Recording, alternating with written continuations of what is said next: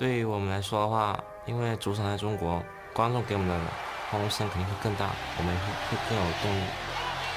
但其实如果输了比赛的话，我们压力也会更大，而且想要在中国留下一个冠军。You know, this is it. This is what everyone works for, like as a pro player, is to play at Worlds and just play against the best and prove yourself as one of the best. 第3次来到世界赛，然后我觉得我自己跟第1次比起来已经成熟很多，就是无论在一些 call 的决断上跟一些操作方面，我都觉得比 S5第1次来世界赛的时候好很多。At MSI, TSM split games with Flash Wolves, and now I'm on the team, and I think we're a lot better. So, yeah, I guess we'll see if I can back it up. Yesterday's loss against GAM wasn't as maybe heartbreaking as other losses might be. I feel like this will only be a one-time thing.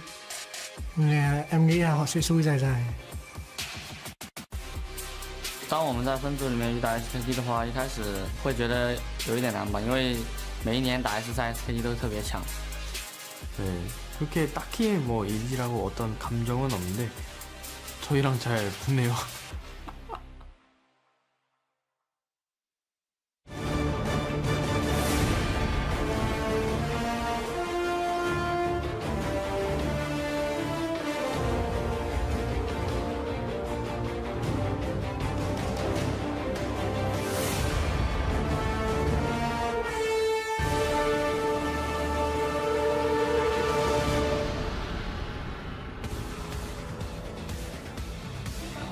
Welcome, ladies and gentlemen, to Wuhan, China for more battles in the 2017 Worlds Group Stage.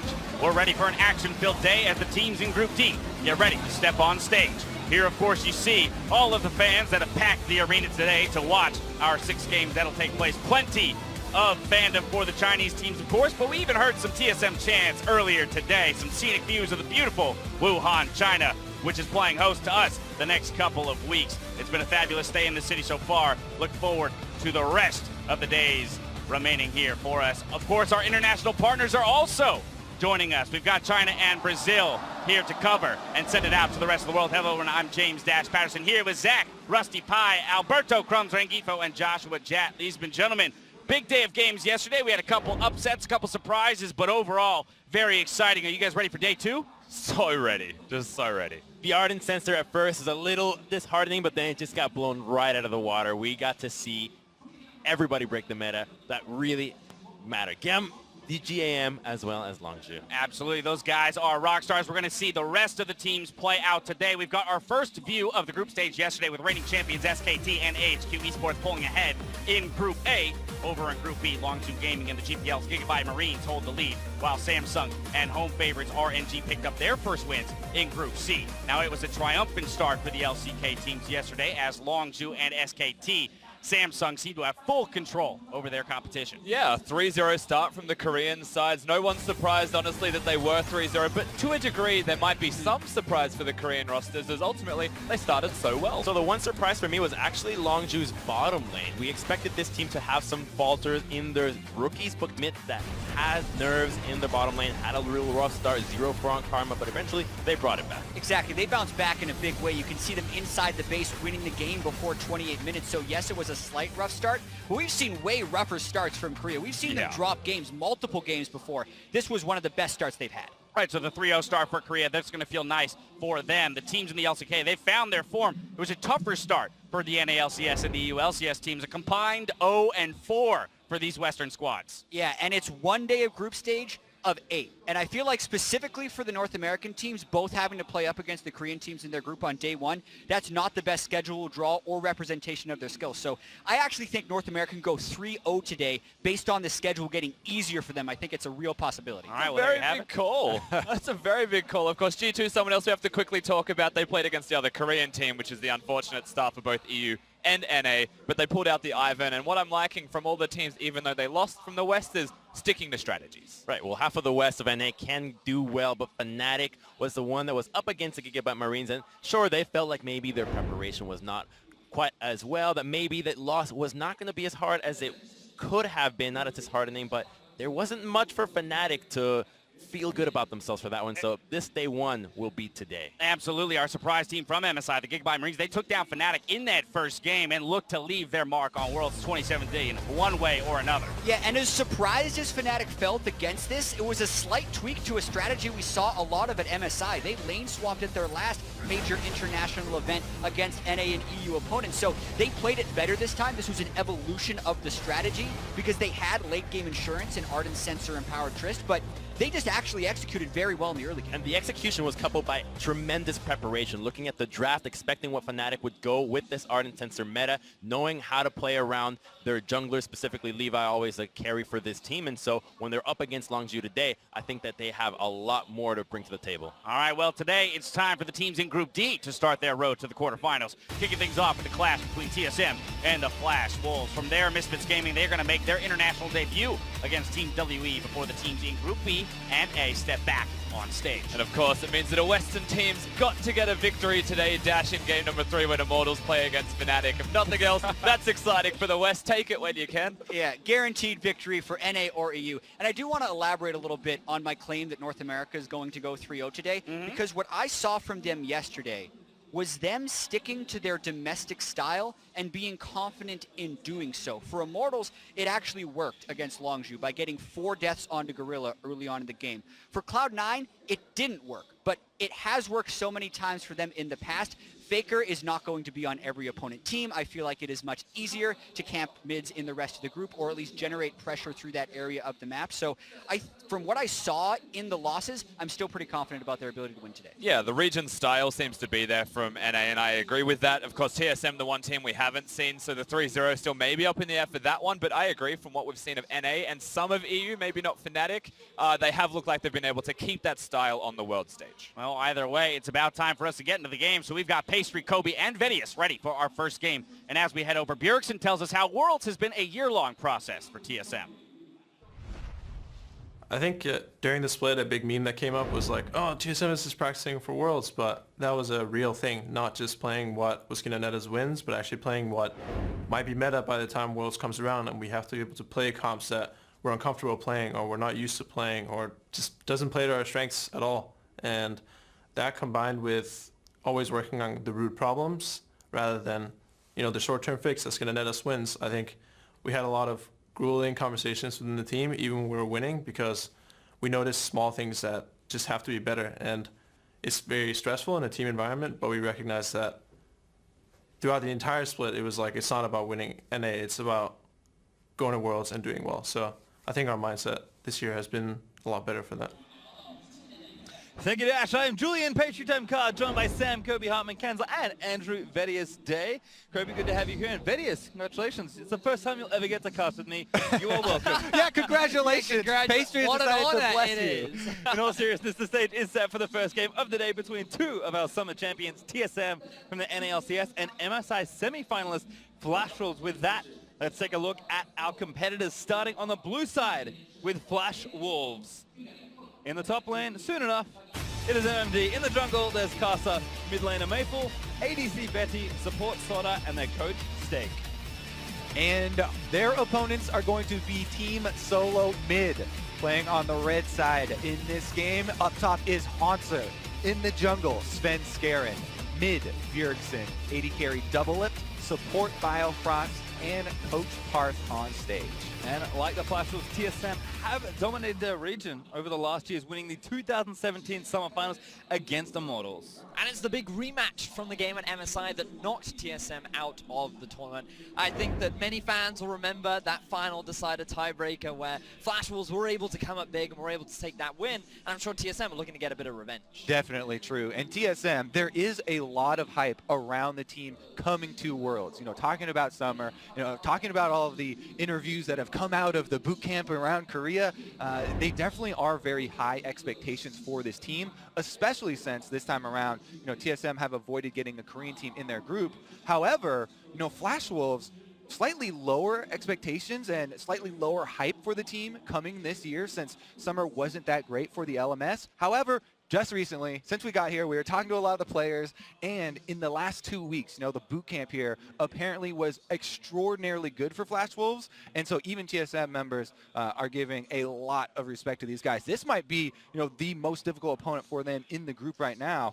Flash Wolves definitely looking good at the moment. It definitely feels like, based on what we've heard from some of the teams and players, that it could be these two teams fighting for the top of Group B, and that just makes it all the more exciting, given that when you look at Flash Wolves and how they perform domestically, it was very easy to see the gap between them and AHQ, and everyone was like, how well will they really be able to perform on the international stage? But this is a team that has that tendency to always show up when they really need it. And let's go over the stars here for Flash Wolves that people will remember, because one of the things in their favor is definitely these legacy players. I mean, they have a lot of experience. Karsa and Maple were always the guys everyone pointed to. That mid lane and jungle synergy is something that could very well return for them. In addition, Sword Art, big shot caller, big playmaker from support. We'll see how he adapts to the Ardent Sensor meta. And the thing is, during the regular season, the Flash Wolves did struggle, especially around in that mid-jungle duo, and Sword Art, he was responsible for a lot of their success. He really had to step up. As you said, he became this big shot caller, this big playmaker, and it's exciting to see how throughout the regular season, especially around playoffs, all of these superstars really came into their own. And I think on their opponent side for TSM, we can see pretty similar parallels. Well, that is incredible, actually, juggling the hand warmers. Clearly feeling good before the game is started. But again, strong mid-jungle synergy and strong play from Bifrost. TSM support very recently kind of moving into this, into Worlds. So I think a lot of hype behind these two teams. Certainly disappointment from both of these teams at the last Worlds as well. So we heard it from Bjergsen, team looking to improve, but Flash Wolves, they're going to come out guns blazing as well. Right, and the other thing we heard from Bjergsen, this team is always eyes on Worlds. Their goals throughout the entire regular split is always practicing towards international competition. Because they have dominated North America so often, it's always about coming to Worlds, having a good performance here on this big stage. And there are high expectations on this group for them. Like we already talked about, many people seeing this as the group of life for TSM, but I feel like that over the last few weeks and how the meta's been developing, every team in this group sees this as the group of life, and there's the possibility for a lot of exciting upsets. And all of that could start today with this really exciting matchup. I think the most important thing to remember is this is the first time we will see these two teams for Worlds. Remember, two very strong teams, and I think if we are expecting them to be very competitive versus each other and vie for those top two spots, winning this first game not only sets your Worlds campaign in motion and starts off on a good foot, but beats an opponent you're probably expecting to struggle against as the tournament moves on. Yeah, these very well could be, as we talked about, the top two in the group. Team WE also in the group. They looked a little bit weaker in play-ins, but also have been improving into the boot camp. So you can't trust too much with all the boot camp talk and scrims and stuff. That's why we're so excited to finally get our actual test here on stage and see how they have adapted to this meta. Because as Bjergsen talked about, they practice a lot of things that could be very useful here, as we've seen so far at Worlds. Well, let's see what the preparation has brought these two teams. Flash Wolves on the blue side as we kick in a champion select. TSM over on the red. Cogmore and Jarvan, the first two bands for Flash Wolves, and two marksmen on the TSM side, Kalista and Ezreal. Kalista continuing her trend of being banned all the time. Now what we saw from some of the European teams yesterday was banning away these big Ardent Sensor supports. Those are going to be left available, along with the Sejuani, which is another big ban that right now is still available for both sides. Sejuani as well as the Galio. And Galio, even after some nerfs, has been very instrumental in a lot of teams' dynamic play here and a lot of the objective control. That is something as well that TSM have put some more time into, so very well could be the case. I mean, you kind of want to get one of these three, right? Galio, Cho'Gath, or Maokai. Tanks on the field. That, in addition to an Ardent Sensor, is usually how you craft the more stable compositions. Also, Gragas on top of that, even though he did have a few nerfs here or there, still considered a very strong jungler. But it looks like Flash Wolves, they know what their priorities are. Yep, Xayah ban for Flash Wolves, Rise on the TSM side, and that means Sejuani, surprise, surprise, is our first pick on the blue side. So you've already got a really strong engage from the side of Flash Wolves. Karsa, he's not going to be bringing out that old insane invade jungle brave style of play. Instead, he's going to be going more for the front line, more for the tankiness, and just be that initiation for the Flash Wolves later into the game. And Sejuani is one of the highest, pick ban champions that we have at the entire tournament, and it was given up for these two bans, the Rise and the Ezreal, last two bans from TSM, targeting that Maple and Karsa combination. Two of the champions that have emerged as really aggressive early combinations that you can get off. plus with split pushing options later. So TSM looks like when they wanted to get those out of the way and then go kind of toe the line here for the meta. There's your Gragas Vedius, and they've got one of the premier Ardent Sensor users. Some people prefer Janna, some people prefer Lulu.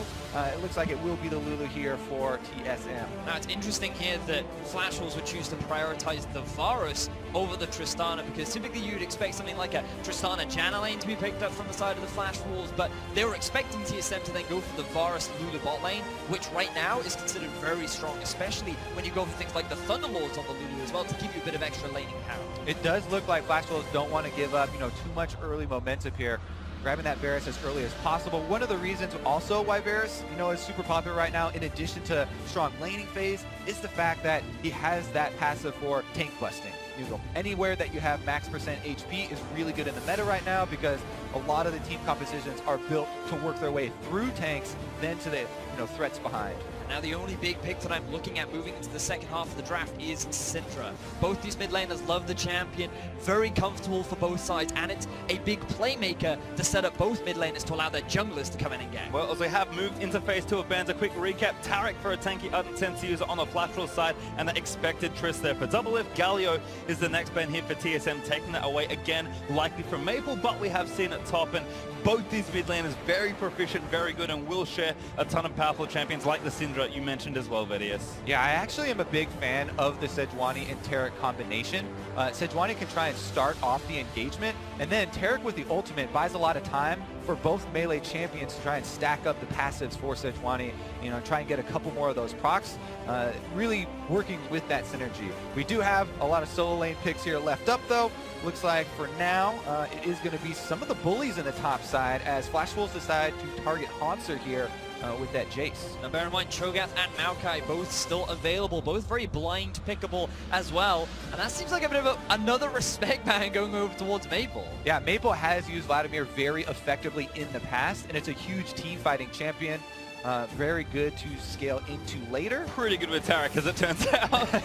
Diving into the back lines. Flash Wolves, though, one ban left here in phase number 2, and TSM, of course, will get their pick of the litter as we come out of this phase. So Flash Wolves, where are you going with this final ban? Kassadin taking a solo lane champion away from Bjergsen. Now they're definitely looking at a Corki right now for Maple. It's one of his most played during the regular season. He only played it during the playoff final, and with the Kassadin ban, it's basically saying, okay, that's one of the counters, we know what we're going for. Talia also an option here if they wanted to try and get some of that roaming gameplay through. But the Syndra does go over to TSM this time around. That does somewhat block the likes of Corki and Talia. So I think Bjergsen taking the proactive pick, and Flash Wolves will now have a chance to respond. Always a little terrifying to see Bjergsen get his Syndra. This man is undefeated during the regular season on the champion. He's one of the best performing Syndra players that we have here at the World Championship, and it's just such a big comfort pick for him, and it's one of the champions that he made a name for himself all the way back when he first came onto this. And in addition to Bjergsen's specialization on this champion, it's also extremely good when we're having team fights like we talked about. A lot of teams setting up for these 5-on-5s where you have to work through the tanks, and good Syndra players have been able to land these stuns through tanks into the backline, and anytime, even if you stun the backline of the enemy team and you don't go for the kill on them, if you're stunning them and CCing them, you're just delaying their damage, and that buys time for you to win basically the tank health war, which has been very important. Well, we have a Cho'Gath there, and we're kind of expecting maybe a Makai as Bifrost having some fun with the crowd, flashing the likes of Garen, but it will be now locked in for Haunter to kind of solidify that front line. So they're giving a power advantage in terms of the laning phase up in the top lane and down in the bottom lane for TSM. So Svenskeren, he has a few options of where he wants to play around the map, but it feels like this game, they have so many lanes to play around. You also have the Syndra set up in the mid lane. Like, they're looking potentially for a couple of early game plays with the composition they've drafted. Definitely is a lot of crowd control for the Flash Wolves on the bottom side post to level 6. TSM might have to worry about that one as well. I really do like this top lane matchup though, with the Gnar into Cho'Gath. There are definitely possibilities of trying to put top lane focus. We keep talking about bottom lane, bottom lane, bottom lane. but that is definitely one as well, where if you can get the Gnar that lead against the Cho'Gath and get a Cho'Gath behind, he does become a pretty easy prey if you can get Frozen Mount slows down. But it's one of the interesting things too, where in the early games, Sejuani has a surprisingly large amount of burst, and you have a lot of CC with the Cho'Gath, so when he's in that mini Gnar form, he overextends ever so slightly, and then you have this double tank gank top, and you can very quickly turn that matchup in your favor. So I'd like to see Horns also respect the possibility of an early gank from Caster in the top side. I think it's kind of fun to watch these top laners because both Nut and Cho'Gath kind of have this identity of they can really take over a game and a lane, but they are very vulnerable if ganked at the right times. I mean, Gnar changes forms back and forth, and one of them is very difficult to gank, and the other one is mini Gnar. So I think there's definitely a lot of action that can happen in any of these lanes, and with TSM getting so many comfort picks with the exception of Lulu and Flash Wolves having a very strong comp, we are primed for an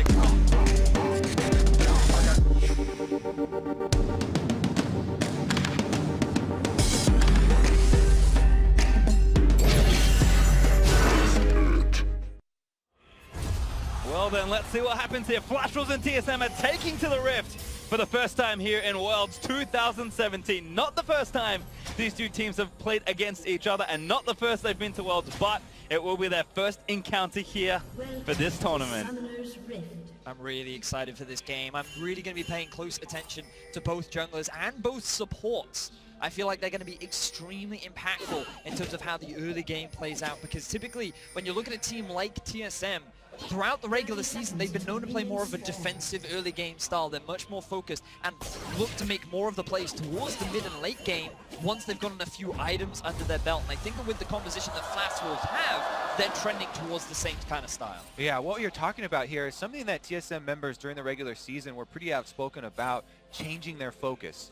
People will remember this TSM roster from last year at Worlds, and going into that Worlds with just absolutely very fast game times, smash the region, and we're just looking to power through games basically. But after that, and after the defeat there last year, TSM made a conscious choice to focus a lot more and practice on coming back in games and winning games where something went wrong early. So that led to a lot of these longer game times and more sort of thoughtful mid games. And when you look at a team like Flash Wolves, they've just been so dominant within their region, especially around playoffs, that they've been able to get a lot of their leads during the early game and especially during the laning phase. And against a team of TSM's caliber, I feel like that they're just going to have to slow things down. And especially with the way the current meta plays out, with the composition that they've drafted, we're going to see a lot of team fights later on to the game. Well, certainly a bit of action here on the bot side. Sorta and Bifrost going back and forth, but a lot of damage being done there to Bio.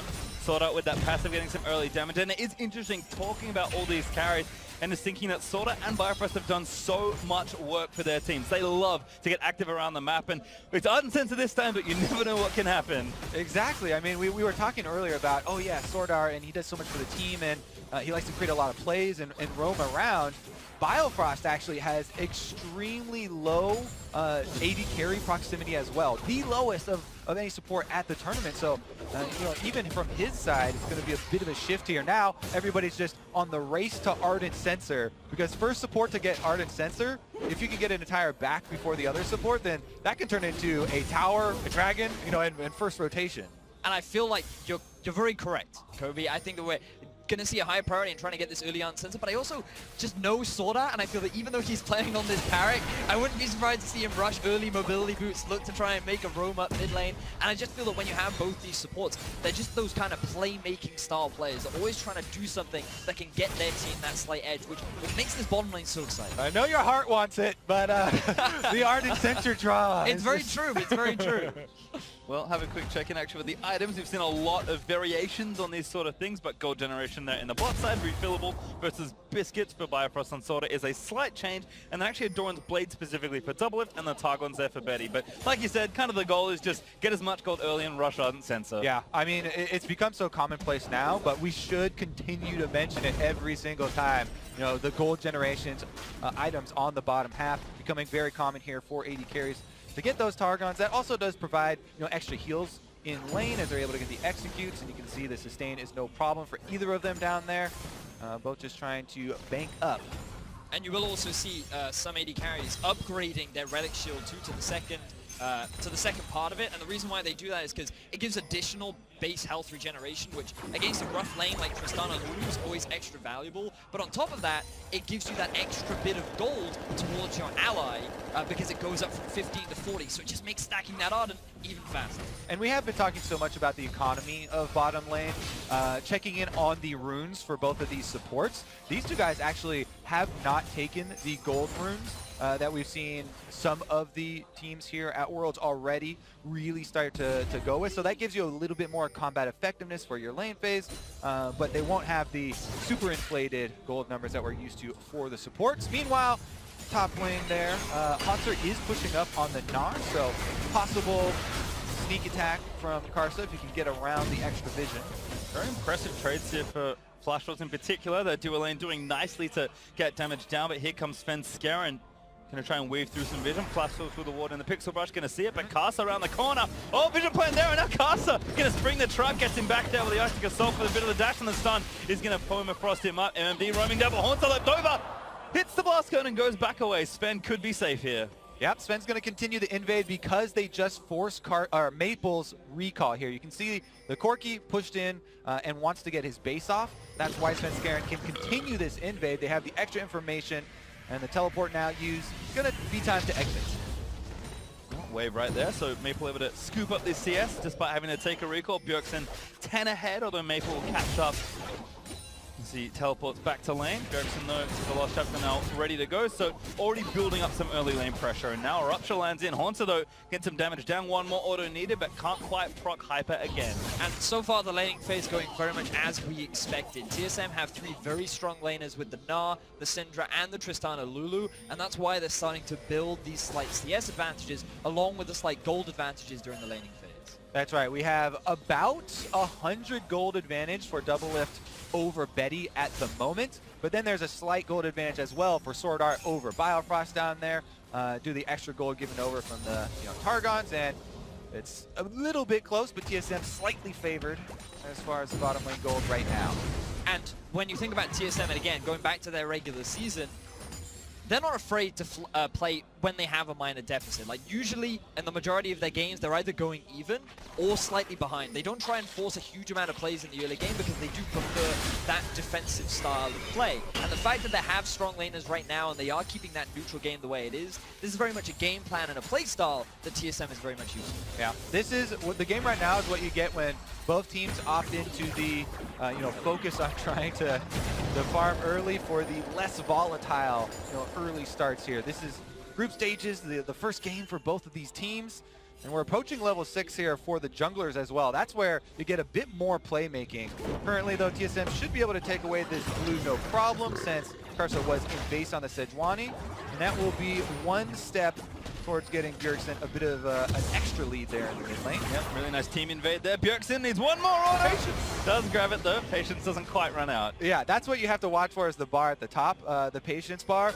Yes, the blue buff will run very quickly, but it won't start regenerating the health until it loses complete patience. Now, we can also actually see 4 members move towards the bottom side of TSM's jungle. They have 0 vision right now, but it feels like Double Lift and Bio, they're respecting the possibility of this map moving. Given that Paintballs, he's already missing from the middle lane, and with the vision that they've set up in the top side, they don't know where Karsa is. So good respect from the bottom lane of TSM. Yeah, the communication is definitely there that it's a possible blue trade. Currently, though, Flashwolves just move in for the vision, place the wards down, and Karsa has backed off probably to get the Scuttle Crab first so that you can have that extra speed to run away to, if things do go wrong. But having seen the extra recalls here and with all the vision, he starts it up. Collapse here onto the blue, though. Potentially Sven is going to check this. This might not available for him, though, so maybe he can bluff it. Have to see. Karsa should be okay with this one. Bottom lanes are roaming up, but Sven might get stunned. TP in actually from MMD. The stun is going to land smite onto the blue buff. Bjergsen also there. Sven forced to flash out of his own jungle. Blue buff goes to Karsa. I don't know about forced. He does flash at the end there, but a little bit jumpy. The teleport was canceled for MMD, so it turned out there was going to be an exit path, but you can tell how first game of Worlds for these teams, they do not want to give up first blood. And Sven does have to blow his flash there, or does end up doing it regardless. I feel like he was just showing a lot of respect to his opposition. He realized that, oh, okay, bottom lane is also roaming up. You also have the top lane TP. You don't want to run at the risk. Yeah, but now he's going for a play after blowing his flash, so it is a bit risky on the bottom side. Gonna have to give a lot of respect to Karsa once he shows. Karsa's still there as well. Sven snuck around the speed shrine vision, but hit a control ward trying to get out of the way. So Karsa's still holding court here on the bottom side of the map. Certainly has reign over this area. Again, solo laners for TSM still looking good, but the bot lane assault's kind of mounting here for Flash Wolves. And we should also, bring up the summoner spells for mid lane, as the teleport was on display for Maple earlier. Bjergsen has opted for the cleanse a lot because of the Sejuani. But also, later stages, the Varus ultimate is going to be something in mind. Also keeping an eye on itemization, especially between the two AD carries. That's a Berserker screws Varus. But this is a BF sword Tristana. Probably likely that the Flash Wolves bottom lane not going to be looking to go for that many early aggressive trades, especially when you have such an AD advantage over on the other side. Right, what it can also do, with the extra move speed, there's a very big discrepancy between a Tristana who's trying to get the BF sword spike, so no boots at all. Even with a Lulu on your team trying to speed you up sometimes, this Varus is going to have extra movement speed to try and get into position to hit that ult. And we talked about the post-level 6 crowd control of the bottom lane here for Flash Wolves. That's a possibility to keep your eyes on if they wanted to try and create a play. And I love the early magic resistance coming out from Maple too. You can already see he has the components towards getting himself the Hex Drinker, still showing a lot of respect towards Bjergsen, doesn't want to run the risk of getting bursted out again because he is running that TP. He doesn't have that defensive summoner spell, and he's just saying, all right, I know how hard Syndra can hit, and I'm just not gonna, I'm gonna avoid it for as long as I can. Yeah, it's no Bramble Vest, but I like it much better. Certainly a necessary precaution as Maple kind of zips around some vision. Bjergsen looked bot, but was spotted by a nice controller just to right of mid. Bjergsen again still kind of getting a slight CS lead here, but now going to go back and probably finish his first major item. Morelli has been the standard for a while, so should have enough money now, if not very soon. Double If still playing up. Betty going to back off the charge and again Sword Art healing him up, keeping him safe, and kind of this bot lane parity continues. Now the only other thing we need to keep our eyes on is the potential swap from bot up to top. And the main reason why we're likely to see that is because the early dragon on the map is the Cloud. And in terms of priority, teams are going to be looking at that Rift Herald to give them that early tower advantage. And when you have this pushing power of the Knot already in the top side, it means you can send the Tristana, who is great at sieging towers, along with the Lulu on a good push, and maybe take that first tower top and very quickly translate it into an early Rift Herald. And it would make sense from TSM. It's about whether or not Flash Wolves want to try and react to that play, or if they just want to try and trade it on the other side of the ball. Pretty incredible amount of attention being paid to this bottom lane as well. Karsa and Svenskeren once again swept their way down there.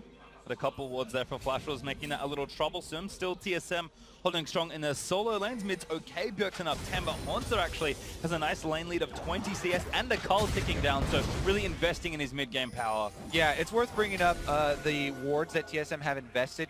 Those control wards on the top half of the map have been there quite a while. TSM have invested several of them, and they've been moving them around a little bit, but that has allowed a lot of extra confidence here for Hanser on this matchup. As you mentioned, the Cole is actually pretty close to popping there. Only 36 left for it, and we'll see if the game does start to kick off after that. And we talked about the priority on the Cloud Drake. It feels like Flash Wolves, they've got their eyes set on it. We were just talking about how TSM have all this vision invested topside. It means the bottom is completely dark. And Flash Wolves, they're taking advantage of this. They don't have much deep vision, but they do have full control around the river. And having this bit of early game mobility will be a nice advantage, but also opens up for the possibility of maybe another strong Drake afterwards. First Drake looking good there for Flash Wolves. Will happily collect the Cloud, but that slight gold advantage in bot lane actually paid off because Sword Art had the sensor for a potential fight, and Double If he's in trouble to get out of the stun after jumping up, and the Training Corruption is perfect! Lulu barely here in time as Double If's trying to flash out of the way. The Buster Shot already used, and Double If lives through it. Yeah, and on the top side, TSM had made a movement up there, but Betty and the Flash Wolves are sticking around on this bottom turret that are trying to get the bonus gold. They don't have the minion wave to continue the push though, and TSM, they're going to use this as an opportunity to take away some of the enemy jungle camps, but Flash Wolves, their eyes on getting that first tower. They went for the Drake. TSM should have been aware that Casa was in the bottom side of the map because it was visible. Everyone knew that the Cloud Drake just died, and they were playing a little bit more reserved, but Flash Wolves, they make them play anyway, and they're going to get the very first tower of the game. Sorta empowering all his teammates, looking good as Haunter gonna get a TP out of Maple. Actually, he's got the package. Haunter about to transform, but he got the turret very low. This is an interesting call here because both teleports are topside now. TSM are bringing 3 people. They could try and force. Might go for a play here, but Maple quite strong with 2 items and a Hex Drinker. Trinity Force not done, but it might not be enough. Haunter, Mega now gonna threaten them off the turret, and TSM will make an eventual trade. Bot outer for top outer. I like the TP up top from Maple because it avoids the risk of their top laner dying. They still have the ability to get the collapse or make the cross-map play rather with MMD's TP as well, and I think that the whole move was very defensive and good. But the teleport didn't get them anything. They could have equally saved the top laner by just having MMD back away from the turret and seating it. The tower did go down anyways. Regardless though, Maple is going for some damage on Bjergsen. Got the packet as well, might be able to threaten something under the turret. Bjergsen gonna have to play safe. Doesn't really have heal, just cleanses his other defensive summoner, so Maple gonna burn the package in the way, but that's Bjergsen likely forced off this turret, or at least has to pop that potion. And again, the tempo continues for Flash Wolves. Now on the Rift Herald, playing very fast now that Sword Art's upgraded to that first major item, but TSM looking to respond. Now bear in mind, both TPs are up, engage half. Another ulti there, Sven gonna get caught for the wild growth, in onto the Gragas, he flashed out of the way. Bjergsen looks for the stun, but doesn't quite get it. The ultimate from Tarek is gonna complete the rest of it, but the nom down. First blood for MMD! Flash Wolves, they're the ones to start off the Rift Herald, they're the ones to start off the fight, and they're the ones to find first blood in this game. They're going to continue it as well. The heals come through for Tarek. Ardent Sensor healing everybody up. Maple does stick around in mid lane, and he could try and collapse on a TSM as well. Haunter was building up the Gnar rage, but it looks like TSM might abort.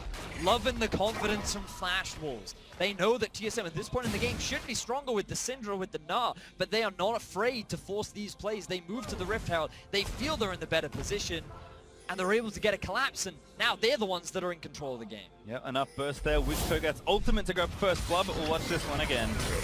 Sven immediately gets CC'd. They have a good chain, and he drops off an ultimate on the way out. Teleport from MMD was in a great position though, and that flank, easy feast for him, able to stack up. And I feel like TSM, they split off on what their decision making was, because we saw Maple come in from the flank and immediately Bjergsen, Double, and Bio all turn towards Maple, which just abandoned Sven Skaren. Even though we saw a great ultimate onto Sword Art, straight into 3 of the carries, it was not utilized or taken advantage of, simply because their focus was elsewhere. And right now, the Varus with the Rage Blade completion on that single item does have a pretty decent spike, whereas Double Lift went for the Shiv first, for the bigger AoEs, bigger minion clear, and is working on the Infinity Edge next, but it's going to take a while for the extra multiplier to come through. So Flash Wolves are feeling pretty good about their position here. The lead for them isn't tremendous at the moment, but they do have a good amount of control. Still a very even game in Flash Wolves. They still have their eyes on this Rift Herald. The moment that Training Force is completed for Maple, I feel like they're going to feel even more confident, especially with the Righteous Glory already done and good to go for MMD as the Rift Herald starts off once more. Yep, Flash Wolves back on the objective. TSM are around to respond. Haunter and MMD cannot make it here though, so a 4v4 at best. Okay, the Rift Herald about to go down. Is it going to be a fight? They might actually just give it up. Herald could be dead, but that's another stun in onto the Gragas. Tarek left the ultimate rip, and Sven Skaren gets a decent bit of CC, but he's going to go down. No, not yet. Flash forward from Carson does the kill with the kill, and now Double is forced to turn and burn out of the way, but Double so close to getting stunned. That should be it. Launches it away, gets the stun, and Carson able to grab the Double. Now Bjergsen knocking for the rupture, and not by MMD. Flash Wolves wipe TSM in that fight. This is a disaster for TSM. Once again, they walk right into this Rift Herald. No teleport on Haunter. He's not going to be able to join that fight. They get demolished. But what an amazing fight for Flash Wolves. Once again, they use their confidence to force the fight onto TSM. They punish the overextended Sven, and they're going to translate this into 2 very swift mid lane towers and extend their gold lead to 4,000. We talked about how Flash Wolves, they were considered to be weak initially coming into Worlds, but after the last few weeks, confidence has been building. The other teams say you have to respect this team. And once again, at an international tournament, Flash Wolves, they're here to play. Can never count out a player like Casa. Once again, snipes Sven Skaren. All right, so they're going to get the stuns here on the Sven, and he does get the ultimate from Lulu to delay this and give him some extra time, but they're still on the chase. Maple's dumping out the damage. Karsa on the front line, able to get double lift cornered as well, and they clean up the AD carry afterwards. And you can see the two top laners, MMD, he gets to the fight so much sooner than Haunter is able to, but the damage has already been done. Really want to give a shout out to Sword Art, who at the beginning of every fight ultimates immediately. So even if TSM want to try and get a turnaround, they want to try and go for the fight, they can't do any damage, which means that Flash Wolves, they always have that confidence, and they have the power to be able to come out ahead at the initial stages of the play. 2 times in a row, Karsa gets the initiation onto Sven Skaren. Straight jungler versus jungler there. Able to target him right in the middle of the river, right in the same spot. And we have a pause here. Fairly tense point in the game, 19 minutes or so through. Flash Wolves looking very good as they kind of build towards the 20-minute mark. Gold lead has grown to about 3,000 now for the team, and still fighting over that Rift Tower, which has less than a minute to live. We'll see if either team can grab it, but again, you have to credit the coordination for Flash Wolves totally is a team winning those fights, but of course, the man leading the charge is Casa and his Sejuani, which maybe we're starting to see the reasons it's been almost 100% presence this tournament. I mean, people are well aware of the reasons for months now of Sejuani topping the charts, both in solo queue as well as competitive, and that combination with Tarek is really on display as well, because immediately as the initiation from Karsa comes out, Sword Art is very quick to follow. Tarek ultimate is down, so they have the full confidence to chase and try and get those passive procs. But I also love the fact that Flash Wolves, they're just utilizing the strength of their composition, because typically you'd expect, oh, okay, Syndra, Nah, Triss, these guys are all pretty strong in terms of the early game. If you want to try and fight this, it's going to be very difficult, but Corki, he only really needs the Sheen, and if you add a Phage in there too, he's going to hit a very valid power spike. The Rage Blade on the Varus as well. This is a strong AD or a strong point for the AD carry, especially when your opposition is working towards that 2-item spike. So Flash Wolves, they recognize they can force fights. They know that at this point in the game, they should be stronger, and TSM, rather than just concede objectives, are always trying to challenge them, and it's just Flash Wolves every single time getting the better of them. It does feel like at this point it is tough to win team fights given the front line that Flash Wolves are kind of built up early. Again, we do have that pause. Flash Wolves, I believe, have called for it, so we'll see if we can resolve the issue nice and quickly and pop ourselves back into the game. I think TSM may be struggling at 2 different points here. In the top lane, Nah, much more of a 1v1 focused sideline champion in the early game, and of course that Black Cleaver potentially moving into another item like the Frozen Mallet for Haunter. We'll have to see. On the other side for Double Lift and his Tristana, also kind of doing the same thing where he does need a bit of lead time to really build up towards 3-4 items and truly unlock as a late game carry. As we move on as well, the initiation from TSM is going to be a bit more unreliable and require some more coordination. Nara and Gragas both require some precise movements to try and pull off, so we'll see how this does develop. Flash Wolves with that healthy lead here in the mid game, going to look to probably transition up to the top side, get that last turret that really opens up the map, then they can start flooding through with the vision. And also just like going a little bit more big picture, while the game has been very Flash Wolves favored, we'll also get this opportunity to see more of the resurging picks. Number one, we're like, okay, we understand why Sejuani is picked or banned all the time, but also Tarek. I know Dash on the desk is going to be super happy about this. He talked so much about how he thinks it's a very strong support, and how when you think about the meta, everyone's like, okay, Lulu, Janna, those are the 2 Ardent Sensor supports that really come into top tier. Karma maybe is the next tier below, but Rakan also up there. Even better when you compare it up with the Xayah. But then like, oh, okay, what else can you put up there? And teams have been innovating with the Tarek. We did see it come out yesterday and had a lot of decent success. And now we see the Flash Wolves experimenting with it. And it has a surprising amount of lane power. It has a huge amount of utility in team fights. And it just makes things so awkward for the enemy team to do. Because what do you do when you do no damage to your opposition for so much time? And I think one of the big things there is the things that they've paired with it as well. I think you can't just shove Tarek into a team comp and hope it's going to work, but I think a lot of the comps that are being played currently in the meta do certainly suit this type of pick. And again, we know the known quantity in Sejuani. We're maybe discovering the new quantity here in Tarek, and that pairing combined with another frontliner here for MMD, Flash Wolves can just start fights without having any fear. You said it already, Vedius. The most important thing is that Sword Art is pulling the trigger instantly when the fight starts. Because if that ultimate's late, it's awful. But as soon as it happens, you saw what Sven did. He just threw out his ultimate and ran away. Because what can you do when the entire team is invulnerable? The answer is nothing, depending on everyone playing at home, But which is why it's so good. It does feel like TSM, they're struggling to find that right fight for the time being. And bear in mind, they can still scale very nicely as the game progresses. I am looking at this Tristana, and let's just have a look back at how this fight all played out. All right, so right in the same spot here, they get the double stuns onto Svenskeren to start it off. He's able to get his Curse of the Colossus shield as well as Biofrost getting the shields on him, but as you see, the flash forwards, immediate chase there from the Flash Wolves, cornering Doublelift as well. Yeah, but you really need to keep your eyes on Bjergsen in that fight as well, because he only landed his stun onto Tarek. He was not able to get any real damage onto the back lane again because of the Tarek ultimate, and it felt like that he came into this fight and he's like, I can't do anything, and I'm just, it must be so frustrating to be in that situation when you're prepared and ready to fight, but then a single ability just dissuades your whole engage.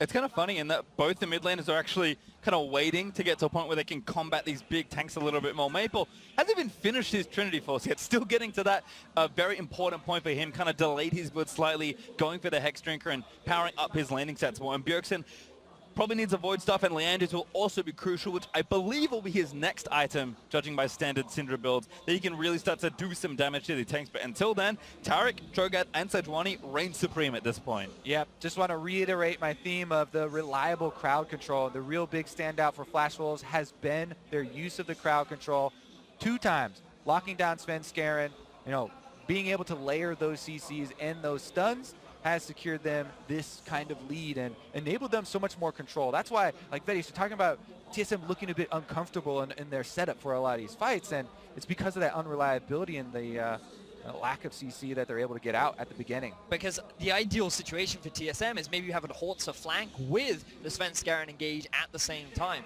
In that setup, unfortunately, neither top laner had the TP to join the fray, but also we're yet to see Hortzer really be one of those initiators for the team. All of the reliance has been on Svenskeren, and Flash Wolves have said, we'll engage on you before you can engage on us. This being said, TSM do have the Tristana, which is going to gain more range and trying to get to that Infinity Edge for the real damage to start to come through.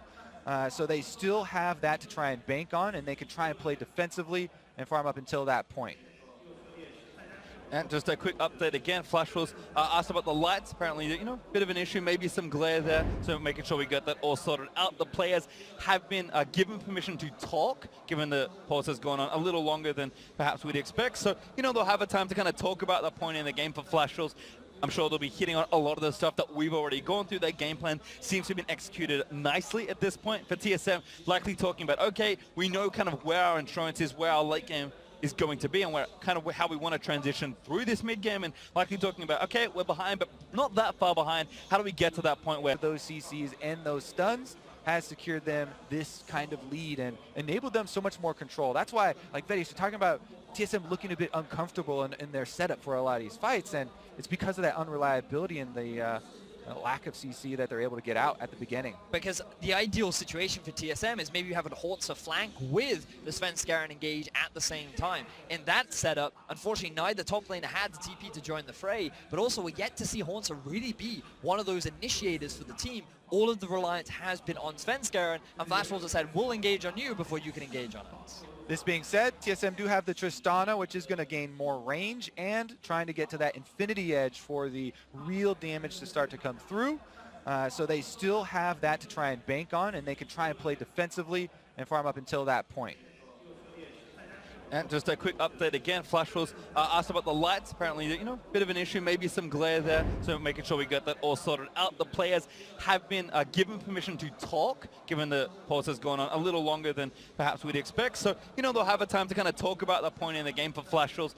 I'm sure they'll be hitting on a lot of the stuff that we've already gone through. Their game plan seems to have been executed nicely at this point for TSM. Likely talking about, okay, we know kind of where our insurance is, where our late game is going to be, and where kind of how we want to transition through this mid game, and likely talking about, okay, we're behind, but not that far behind. How do we get to that point where, Doublelift and the rest of TSM can take over? But it also gives us that opportunity to recognize that Flash Wolves is no pushover team. They came in as the pool 1 of the group, and right now they are displaying their dominance as in their debut match of the World Championship group stage. All right, well, back into the mix now as Doublelift and Maple squaring off there in the top lane. Again, Rift Herald still on the table for not too much longer, but looks like Flash Wolves have decided on the Drake instead. This is a potent 2-man Drake team. as MMD if he wants able to feast it away, but gonna leave the job to Casa instead. And you can just see the prioritization of vision from both sides. Flashwolves, they've got a lot of the entrances towards the Drake entirely warded up around the mid lane as well, whereas TSM, they've got their eyes set on this Rip Peril. But I don't think Flashwolves want to give this up without a fight.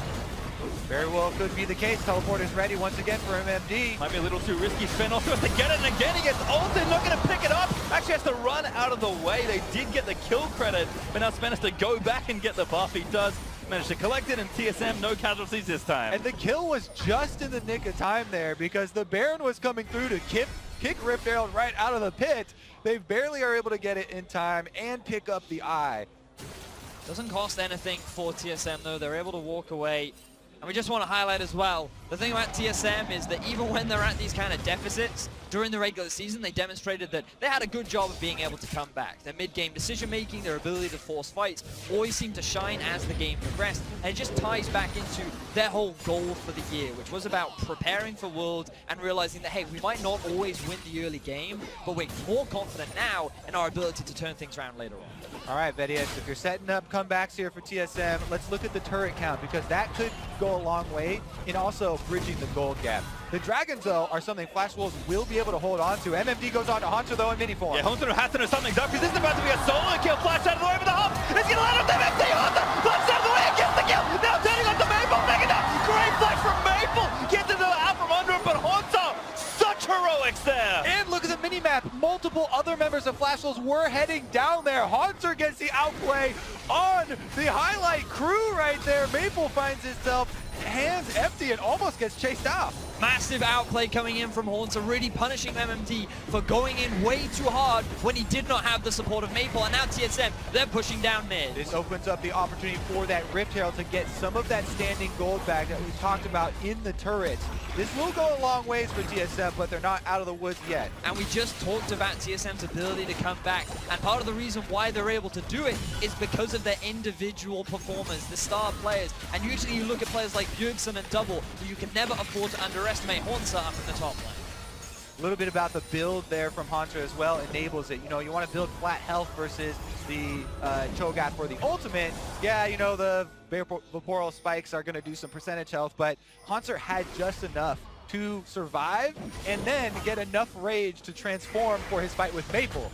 So he barely is able to get, you know, the victory off of one fight and turn that into an extra flash blown by Maple, which should probably be counted as another victory. Yeah, I just wanted to add there, Kobe. Look at all the summoner spells that were used from Flash Wars. 2 flashes, both from MMD and Maple, and even the TP on cooldown for Maple, while Haunter still has his TP up and available, which means the TSM, they've been able to claw some of that game back. But let's have a look at how this play happened. All right, so there's one of the summoners you're talking about, the teleport used at the start of it.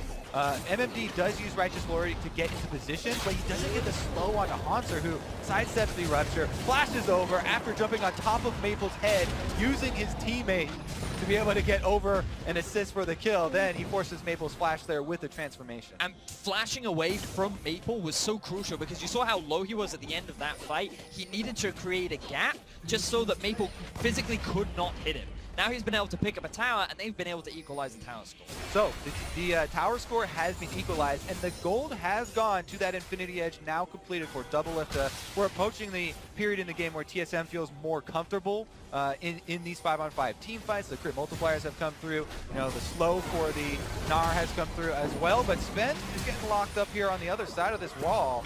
Respectful flash there, Caster over the top. Bjergsen comes up on MMD. Looking for a fast flag, a huge chain of corruption. Almost gets the team at Bjergsen. He's going to get knocked down the wall. Growth is going to save him as Sven does end up tying the Caster. Bjergsen still living for a little while longer. Scanners the back in and kills Sona. Bjergsen still alive as Haunter about to go mega. Huge team fight going on between the two teams right now. Doublelift is able to force Flash Wolves back. It ends up being a 1-for-1 trade, and both teams walk away fairly even. You have to watch all of the extra people entering from the sides of this fight because it looked at the beginning so good for Flash Wolves as they cornered the carries there from TSM, but both Doublelift and Bjergsen were able to sneak out of this one, and they answered 1-for-1. All of the kills, by the way, notably for Flash Wolves, are on their front line. It's on these tanks. Let's take another look at it. And just keep your eyes on the aggression from Carson, but also on the ward on your minimap at the back. TP immediately comes in, and this is what gives Carson the confidence to go for the flash play onto Bjergsen.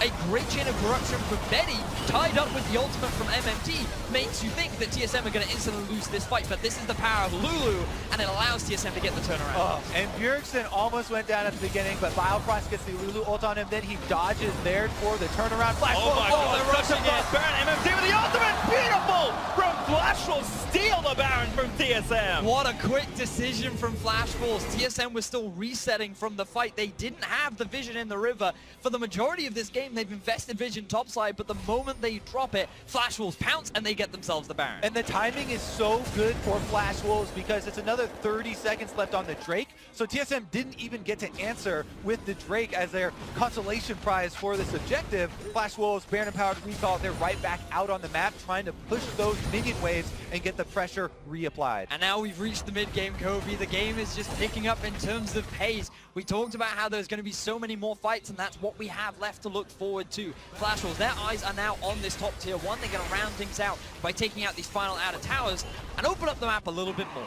Got to keep a tally there on how many turrets they're able to get with the Baron buff. Looks like TSM have decided they were going to give up those turrets anyways, and so they do end up going for the Drake and grab it. That does mean Flash Wolves are going to take the outer turret very quickly here.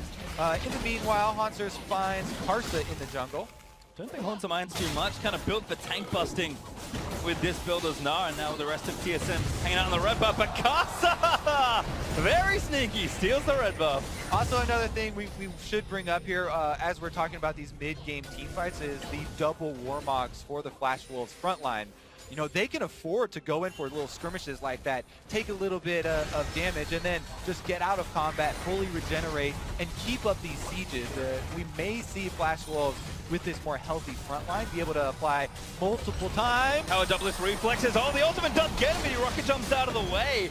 Karsa in a great position to try and snipe the bot laner of TSM, but doublist stays alive. Keep your eyes on Maple, though. Remember, he has the TP, and he's the one that's been sent to the bottom lane. They do not trust that the Cho'Gath can hold his own against the Gnar anymore, especially with both the Frozen Mallet and the Black Cleaver completed. So, having the Corki, level 16 Trinity Force, and Rapid Fire Cannon done, he's going to have a much easier time not losing his life to Monster in the side lane. Monster's still well equipped, though. Has a Bramble Vest and a Spectre's Cowl for some early resistances. Is starting to build into that tank side. And again, as this game ramps up, like you mentioned, Vedius, keep an eye on the carries and their builds. But for now, Flash Wolves still assaulting with a minute left on this Baron. Haunter has transitioned over to the mid lane as well, holding those minions, and Flash Wolves trying to control this red quadrant that's got a couple pesky wards. Haunter ready with a flash, but doesn't need to use it. Karsa actually doesn't have his ultimate right now, still waiting for the cooldown to come back up, and Flash Wolves just running TSM across the map, trying to poke holes until one of the turrets falls down, because for now, they've only gotten one outer turret, but looks like this siege could be good. And just note how Flash Wolves are manipulating all 3 waves, constantly rotating and Garen gets one, but it's only Karsa into the back of the team. The Wild Throw burn for an extra knockoff as Haunter did transform, but he can't make it into the back of the team. Yeah, Sven was looking for Betty there, almost got the angle, doesn't quite do it, so Betty still has both summoners available after the engagement. Very quick heal from Slaughter as well to keep Karsa alive, but now their eyes are on the mid tier 2. The engage from TSM is unavailable. Haunter is in mini form. Flash Wolves, they feel very confident. Haunter jumped over the wall. Maybe too much, but could be okay. Karsa actually getting a little low as Maple will finish off the outer turret. Baron buff just about to wear off, so Flash Wolves managed to find 2 structures and do a lot of damage to some others. Yep, able to use this Baron buff to wear down a lot of the defenses of TSM.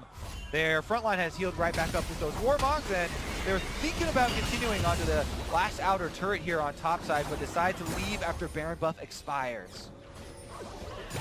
And again, TSM will get a chance to breathe here, but keep an eye on the farm. Doublelift working on that 3rd item. Probably needs a Last Whisper as well to really cut through this front line, but Rapid Fire Cannon should not be far away. Void Staff also very close with Bjergsen.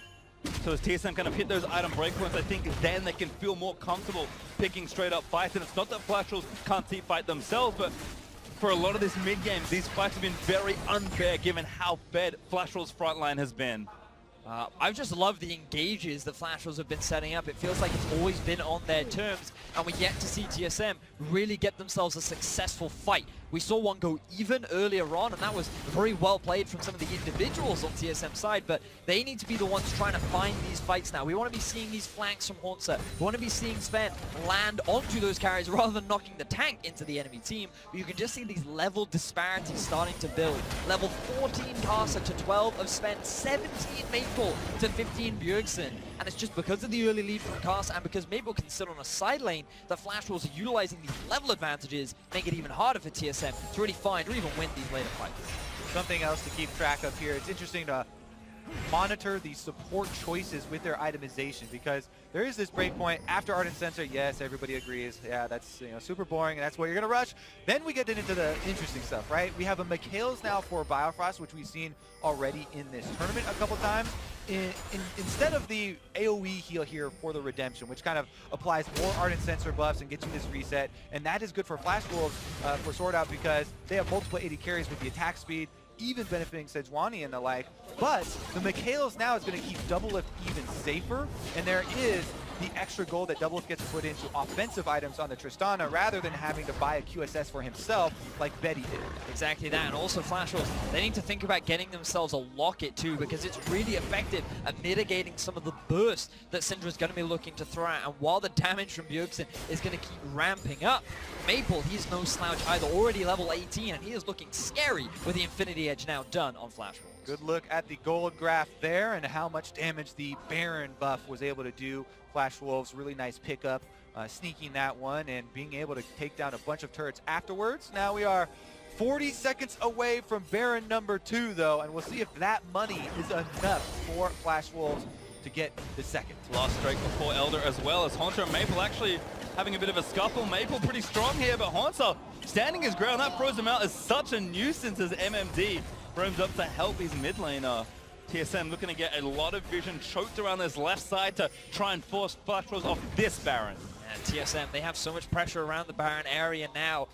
A limited amount of control wards in their inventory, which means that it might be a little bit harder to hold control. As you can see, Flash Wolves, they just walk in. Doublelift, he's on his way back on a ward 2. I feel like we're setting up for a very close fight right now. He has almost enough gold for just Last Whisper, and Bjergsen has 3 items, so I think Doublelift really wants to go back before this team fight starts. Unfortunately for him, I don't think he has He's going to lose the Baron if he does. There's a Cho'Gath, man. Also watch out, there Maple does have the package, and Flash Wolves have the inside track on mid lane. They can try and pressure these minions and force TSM to come at them. Monsters now building up as well. A fight is primed here as a huge stack in the bot side has also been prepared by Flash Wolves. TSM need to make a decision quickly. Well, you can see what they're doing. Bjergsen and Doublelift went for the minions, and they kind of cut off the reinforcements, the supply line for Flash Wolves. So now we're just left with a bunch of champions here middling around this brush as we see them both drop control wards into it to try and take it. Package is worn off as well, and Haunter needs to rebuild his rage as he dips below 50%. A very tense back and forth, but again, the side lane still winning in the bot lane for Flash Wolves. One of the big differences too is that the the stun does land. One of the big differences is that rapid fire cannon built for Doublelift. Every time he's able to walk around and charge that one up, then he gets this extra long range shot to go for some harassment on Flash Wolves. Problem again though, those Warmogs heal the front line right back up. Ardent Sensor now on the Baron. Yep, Haunter forced the TP. He went to enter that side lane, but Flash will start the Baron up again. They're going to stay in the pit, maybe a little too long, but now pulling away after burning Haunter's teleport. Exactly that, Pastry. Flash Wolves, all they wanted was the side lane TP from Haunter. Flash Wolves now have 2 teleports themselves. They can maybe send someone off onto the side and start applying, or they can just continue to hang around the Baron as they started off once more. Might as well go for it here. Vision in the pit there, but this Baron dies so quickly for the Flash Wolves. TSM looking for its Sven. Gets stunned up on a Mikhail's on Bifrost. It's beautiful. Big stuns in the backside there. For the ult from Tarek Burton, the fight resets. Sword Art uses the Redemption, and Flash Wolves back off the Baron. Fantastic stun from Bjergsen, the man in the mid lane coming up clutch as Flash Wolves are the ones in control. Oh, Maple! Now TP on the bottom lane. They're going to race though. Doublelift is going to push down this turret while Maple is going for the inhibitor turret.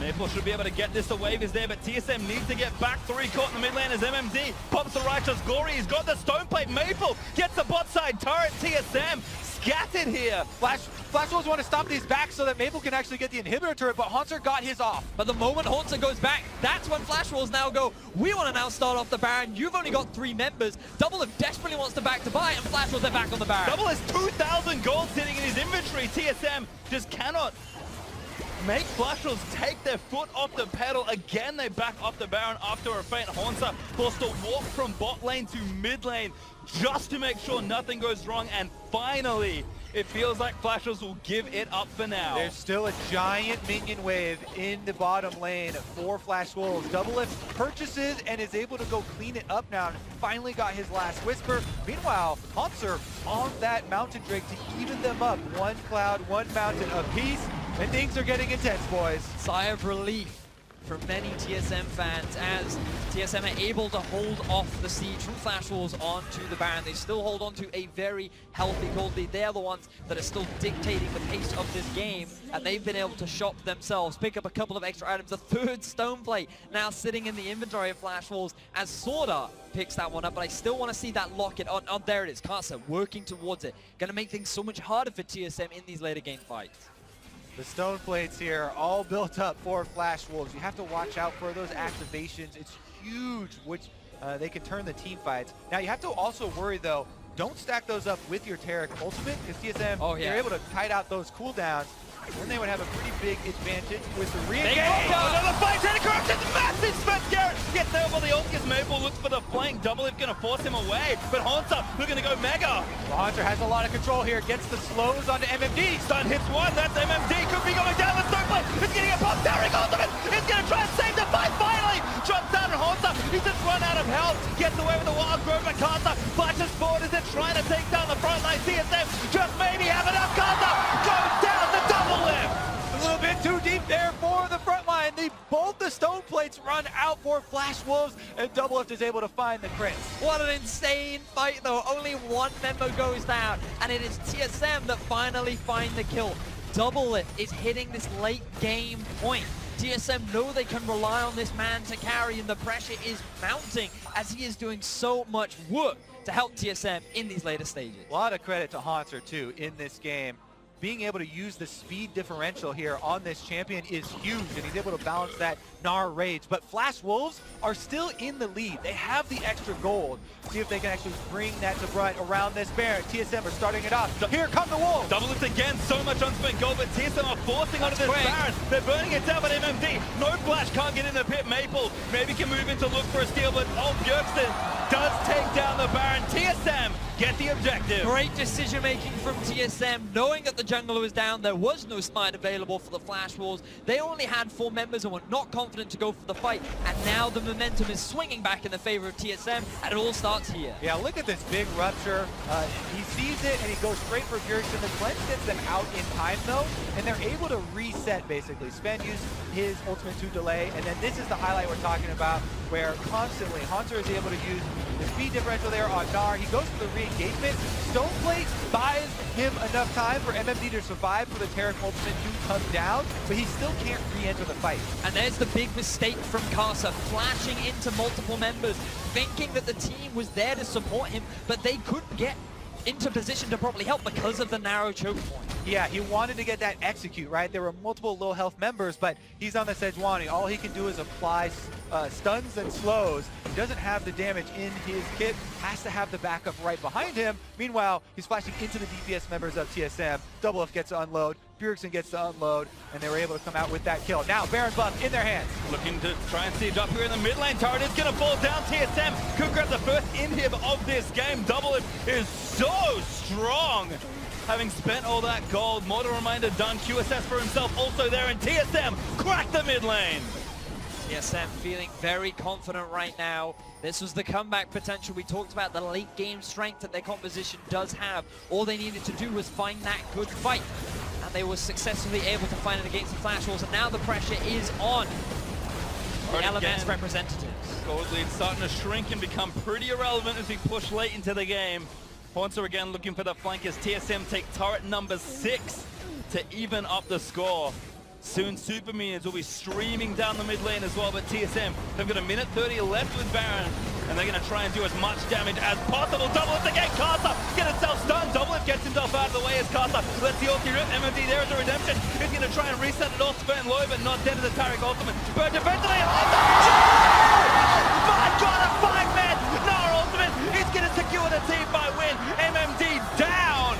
as TSM move forward. Sorta getting taken down by Doublelift. He barely lives, but Honsa, what a massive play! What a machine Honsa is! He comes to the World Championship, he has an amazing performance, a 5-man Gnar ultimate could lead TSM to their first victory at Worlds.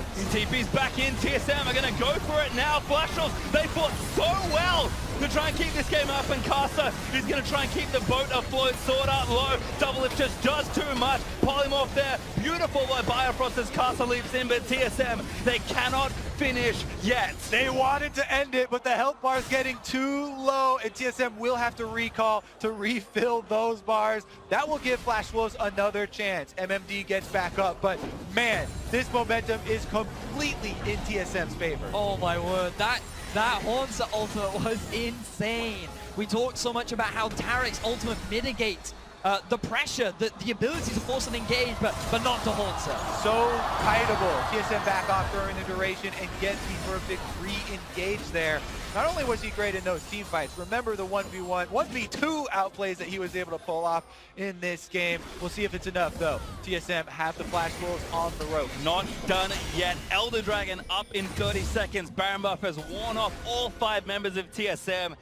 Doublelift has finished his final build. Bjergsen has a death cap now completed with an extra needlessly large rod, and this is likely going to be our final team fight of the game. Got to put yourselves in Flash Wolves' shoes. Their backs are against the walls, but they do have some control wards around the river here for this dragon. They want to find an unsuspecting member of TSM walking through Fog of War. They try Sven Skaren, but he's a bit tankier now than he used to be. And they go all in. They know they have to try and do something on the Elder Dragon, but Honsa positioned for a massive flank once more. Needs some rage, hopped into the pit. Doublelift going to force MMD out of the way, and Honsa regroups with his team, but the Elder Dragon still engaged, stunned. Hits MMD. And the time is on TSM's side. The minions are moving into the Flash Wolves base, so the Flash Wolves feeling the pressure. You can see it on all 3 lanes. In the mid, it has been pushed up, but those super minions are starting to stack. Bot and top. TSM, they're the ones that control the pace right now, but Corki has gone back. He has the TP to join the fray, but TSM, they're looking to start this Elder. Elder again resets, but TSM make it grumpy once more. What they want to do here is get the teleport out. Hanser's actually moving bottom lane. They're going to be able to get the turret here. Will they actually compete with the dragon? Going back in again, Doublelift again, forcing them away as Flash Wolves engage the dragon. Honsa a long way away from his team at this point, but the Drake resets. Honsa again looking for a flank, 50% raid, jumps in with a boomerang spin, maybe try something. Honsa leaps in again, slow does not land as they try and follow. Flash Wolves just doing their best to disengage. Let's see if TSM will commit. Betty, beautiful ultimate to stop TSM. TP from Maple or now Burn, he tried to flank the fight. TSM immediately returned back to the Elder Dragon here. Now that there's no teleport on Maple, he's gonna have to join all or nothing. And again, TSM playing patient back into the Elder Dragon. Honsa and Sven taking it up. Honsa about to get tied off. Finds Doublelift, but a QSS out as he rocket jumps away. Hanser is exhausted right now on Gnar. Won't be able to transform if they force the fight right now, but Maple's still in the mid lane, so it looks like they're going to give up this dragon. MMD can't get into the pit, so TSM grab themselves the Elder Dragon. They're going to start storming towards the Flash Wolves base. Flash Wolves could not deal with the pressure, and they didn't want to take the risk. Maple, he used the teleport behind TSM, but Flash Wolves, they could go for the re-engage. They knew that TSM was far too strong, and that means that TSM, they're going to get themselves another tower and work towards that 3rd hit. TSM did a good job of biding their time, waiting for their AD carry strengths with the extra range, the crit multipliers coming through to play the later game team fights, using Hanser to split push. Now he's with the rest of the team and the rage is building up. Doublelift again, so much confidence in himself. In the face of Flash Wolves' frontline, rocket jumps to safety. 1 in hit back up, it's just me, but TSM are playing with fire. The best hope that Flash Wolves have right now is that the ultimate from Sejuani comes up before the Mercurial Scimitar. Note as well that the defensive item from Biofrost still on cooldown too. If they ever want to catch Doublelift, this is going to be their best opportunity. But even then, you have to get through the Lulu and you have to get through the barrier of double. And they don't have many more minion waves to make their choice here. Top and mid are actually moving in. TSM, there you go! Sneaky ultimate finds Bjergsen! Rupture and MMD to the fire! Does go down, Sven! Gets permafrost done, but it's still 4v5. MMD looking to find the ruptures, but TSM happy to keep fighting. Huge skill there for Flash Wolves, going to buy them a little bit of time. The minions will be a problem for them, but that might have done it. They've been able to buy time, slow down the pressure from TSM. With Biofrost dead, it does mean that the defensive capabilities that TSM have dropped, but the damage is still there. TSM, they don't want to take the gamble, and Flash Wolves, they find the miracle play. We saw it yesterday. Sometimes the best choice is to thread the needle and go for the support, because that is one that actually has low enough health to burst down. Flash Wolves did get it, and now we have another Baron. Oh my word, here we ready go. to set up. Yeah, all of this action on the bot side made me forget that Baron is now back alive. Flash Wolves looking to take it down. Maple going over. Haunter sticking bot side with the pressure, has the TP, but Flash Wolves don't pull the trigger just yet. We have to re-emphasize how big of a hold that was for Flash Wolves. Both inhibitors have respawned. They're rushing in, they're rushing in. Biofrost is booking it. This could be a 50-50. Gragas goes in. Carter secures the Baron with his fight for the team, but still there, Spence. He gets chunked down. And they're still chasing. A lot of damage done, but the Baron does go to Flash Wolves. Flash Wolves, it's huge. They're able to get the extra kill there. They land the Baron secure as well. What an amazing game between Flash Wolves and TSM. The #1 representatives from the LMS versus the #1 representative from North America. Constantly butting heads, constantly trying to prove that they're the ones coming out on top. This was supposed to be the group of life, gents, but right now these guys are bloodthirsty and they want to be the ones to get that first win. All right, Baron now 3 minutes on Flash Wolves. Elder Dragon spawning. Not quite yet, has a number of minutes, so that's still available, but Flash Wolves gonna try and take some inhibitors of their own. Ball back in their court. They're gonna try and force down TSM space. Remember, bot inhib is still open, but right now they're looking mid. Double left on the front lines here, trying to clear out the minions before they get into the TSM base. Full damage on Maple as well, rounding things out with a Phantom Dancer. His eyes are just dealing as much damage to the front line as possible because that's all this is. Whoever kills the tank first wins. And so far, Doublelift has been one of the big damage dealers, just shredding through MMD and Karsa. But Betty and Maple are no slouches either. They're looking to do the same as Flash Wolves got their eyes on this inhibitor. Keep your eyes on these big ultimates. The disengage from Sven could negate a lot of the time from the Taric ultimate. Here it comes! Taric ultimate in, but Betty actually knocked up just enough, but the ultimate was good from Gragas. Doublelift trying to cut it out of the way, but with the blade of the Royal King that he just got. He's trying to fight it out. Sven, though, dies again to Maple, and TSM forced to play 4v5. That's one of the big tanks gone now for TSM. Flash Wolves are feeling confident. The Warmogs will regenerate these tanks for Flash Wolves, and they still have the Baron. Timely ultimate there. Taric ultimate definitely saved Betty inside the base. Here comes the teleport. They're pushing through. Flash Wolves going to try and seal the deal. As Carson taking some heat, but again, Tanky moves back in. Haunter forced to watch out. The permafrost does land, but he gets out safely. Turret down though. Remember, the bot lane inhib is still exposed. Flash Wolves, they could just very quickly rotate down, but their eyes are on the top. There's 28 seconds left on Sven Scarin for the Gragas to get back up. Flash Wolves can take the outer turret, but the inhibitors will be difficult. Haunter dip bot, but he immediately reroutes top when he sees where the Flash Wolves are going. Caster again looks for Bjergsen, does find him, but the cleanse is off. Oh, Maple invulnerable! Goes in for Bjergsen, but he actually is forced out of the way. Not sure what's getting him back, but the turret does go down. Still Haunter chasing onto MMD, gets knocked up by the rush shot. Sven Scarin's back on his feet, so Flash Wolves barely do not get the inhibitor. There's 2 left. They're going to use the Baron Empowered Recalls to reset this one. Cannot believe that Bjergsen was able to survive that engagement. What a play from Maple. This guy, right at the end, he's like, I have to make this. I just have to go into the backline. He has the ultimate from Sword Art. But Flash Wolves, they're not done yet. They've got their eyes on this in here. Sneak attack, they return to it! Yeah, nice fake there from Flash Wolves. They will get the inhib as a result. They gotta run! TSM are forcing the fight. They know they have to go. MMD forced the flash out of the way. Haunter can't slow anybody else down. Sven ready with the flash, but the carries still feeling safe, and Flash Wolves successfully steal the inhib and get away. MMD though, maybe not so lucky. Haunter in the promo still going. Chain of Corruption gonna turn it back around. Taric ultimate's still there as Haunter gets himself out of the way. Redemption misses everyone. Flash Wolves get out. Oh my goodness, this Taric ultimate is always off cooldown. Late game here, level 16 with max cooldown reduction and an own record to boot. He's saving people left and right. Less than a minute, 55 seconds. Okay, so let's see. This is one of the fights from about 5 minutes ago now. Ulti onto Bjergsen, immediate cleanse. But that ultimate here from Sword Art, Magnificent. Yep, Carrick ultimate comes down. It buys a lot of time for the front line, as well as Betty, who was knocked in. They turn it around and get the kill onto Svenskeren. That was a long time ago, though, when the extra inhibitors were standing. Now, Flash Wolves have a 2-inhibitor lead on TSM. Almost 50 minutes into the game, though. It's all about the setup for these fights. They literally flipped it onto TSM. TSM were the ones that had 2 inhibitors down. They had their eyes on the Nexus, and then Flash Wolves were able to just barely get that base defense. They then found that pick onto Biofrost, which allowed to give them the Baron, and now they're the ones with their eyes on that 3rd and final inhibitor. But remember that one big fight will give the game win to TSM. There is very little left of the base of Flash. Or the game to Flash Wolves. One fight is all it needs. That's all it needs.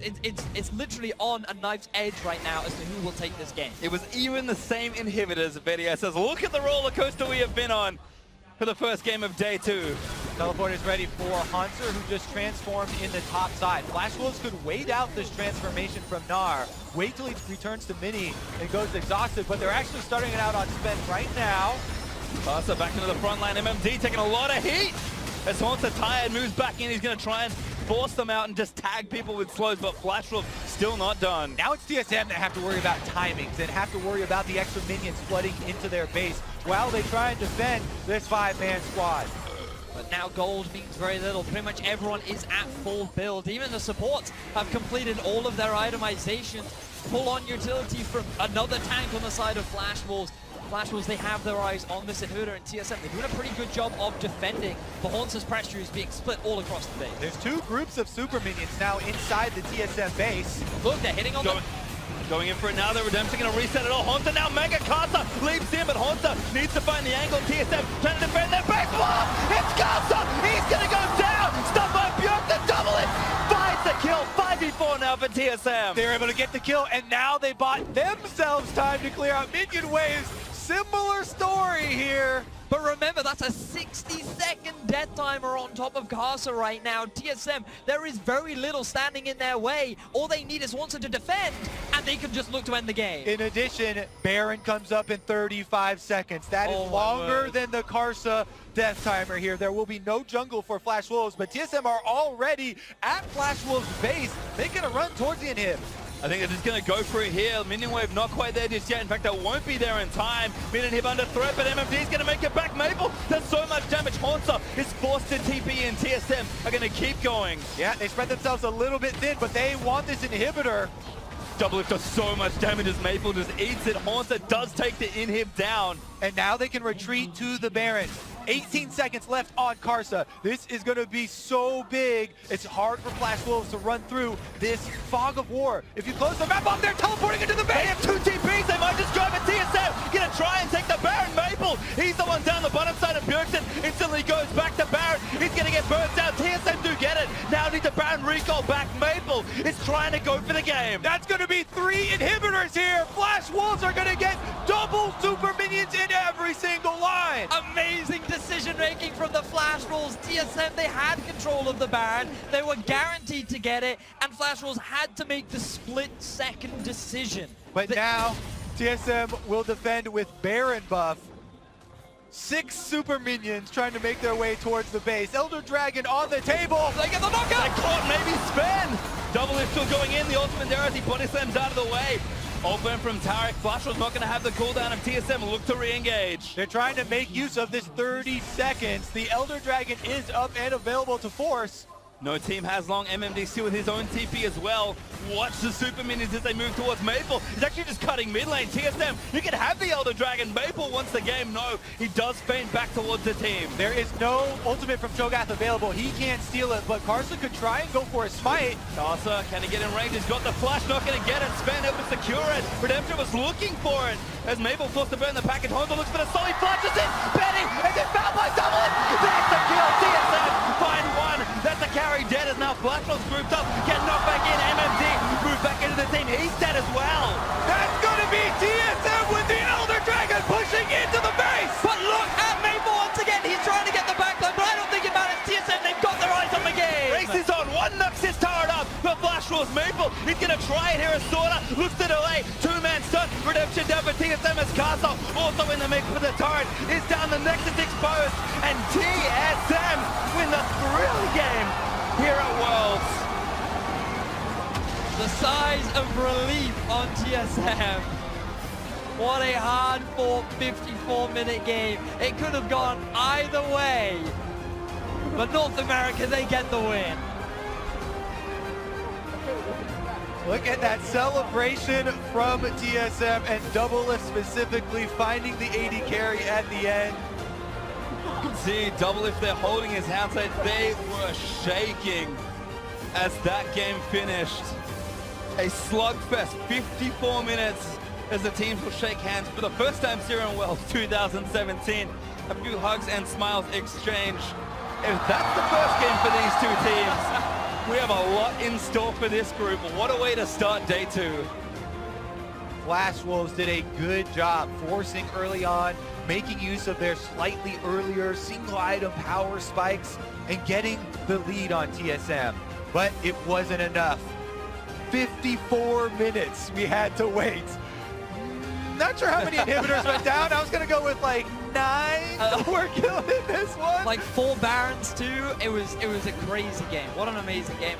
And it all came down at the very end as well to how they were able to finally siege onto the base turrets. Because remember, TSM nearly lost when they were the ones trying to siege to get that final inhib down, and then it was Flash Wolves trying to do exactly the same play, and then it was the jungler that ends up going down, and he's way more important than the support, because without the smite you can't challenge the Barons, and once TSM got that, it was just about patience, waiting for that slight opportunity where they were able to find it onto the enemy AD carry and eventually win out the game. We knew they were good in deficits, but I did not expect exactly that game to start TSM's world campaign. Absolutely absurd, and again, credit to Haunter. This is a man that has been so confident, so eager to prove himself on an international stage. And Haunter, welcome to Worlds, buddy. That was quite the kickoff. Definitely was. I mean, in the side lane, the early on 1v2 outplay for him, then the team fighting prowess really showed through.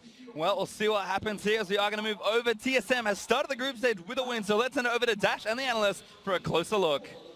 Thank you very much. Pastry time, a 54-minute brawl where TSM comes out on top over the Flash Wolves. What a way to start day 2. I mean, you start that game off as a TSM fan, you're sweating bullets because Flash Wolves look good, but it looked like it was last year's Flash Wolves. Yeah. What happened in closing out a game? And it was last year's TSM for a lot of it as well, because one of my biggest criticisms about them on the international stage is they are playing not to lose rather than playing to win. And we were like, what's up with the tempo of TSM early? They're overly safe, avoiding turret dives. They're not trying to make any initiations. And it looked like it was going to cost them the game, and probably should have. But it's pretty good that they didn't, since I said NA was going to 3-0. They're going to be so yeah. Chat collectively breathe a sigh of relief along with everybody else over in NA as TSM comes out on top. But let's talk about this early game crafted by the Flash Wolves. Total control, dictating the pace of the game around all of the global objectives, turrets, dragons, Rift Heralds. And this particular Rift Herald play, firstly the teleport coming from MMD, the communication from Flash Wolves was very sound. They knew very clearly where they wanted to be and when they wanted to be there. And the weirdest thing about all of this is the Heralds were timed with TSM having item spikes, not the Flash Wolves, but they still had the confidence to make the plays, take these aggressive decisions. One of the first aggressive plays of the game. The plays came out of the complete control of vision, as you were saying, inside the pit, but I'm a little disappointed with Sven Skaren going for the same move twice at 1.5 out of the 8 deaths of TSM, and they are really lucky that they got this win. It's going to have huge implications for how this group is going to pan out. Yeah, there was a large portion of that game where Sven Skaren was the same level as Sword Art. He was a support that was trying to make engages, which is a huge difficulty that TSM had to overcome. I mean, Pastry threw props over to Hanser for his play in this game. We saw the individual outplay in the bot lane. The bigger play coming here near the end, the 5-man Gnarl. This is your Acer Predator replay. Yeah, we almost thought this was going to end the game, specifically waiting until exactly the moment when the Taric ultimate wears off. Gets just a massive Gnar ultimate, but the Rupture hitting Doublelift and Bjergsen prevented the absolute follow-through coming instantly for TSM. This is what I wanted to see out of TSM's early game, because you know that they wanted to put Hanser into a big role to carry. This is what he can do when he gets ahead. Imagine if he was even more fed a little bit sooner, he would have just blown this game wide open. I mean, last year he had a lot of talk around the way he wanted to perform on the international stage. He didn't measure up to that talk last year. Well, hey, this entirety of TSM's season has been about reorienting towards international competition. This is a fantastic way for him to be starting his tournament here at Worlds. And it feels like TSM wanted him to do that as well. A lot of the draft and their early game strategy, whether it was risk averse or not, felt like they were in a way giving him space, letting him be Gnar into the Cho'Gath. There was a solo kill in the bottom lane, almost a 1v2 from him as well. And Haunter did have a standout game, and I feel like that's because TSM said do it. Like, they support him in doing it. Now, you look at that replay, you see a 5-man Gnar ult in the opposing team's base, and you'd figure, well, that's got to be where the game ended, right? No, heck no. The game went on for like 20 minutes more until we end up around the Elder Drake. Here, TSM finds the pick onto Betty. Double lift leading the charge. This will be your game-winning team fight. Let's take another look.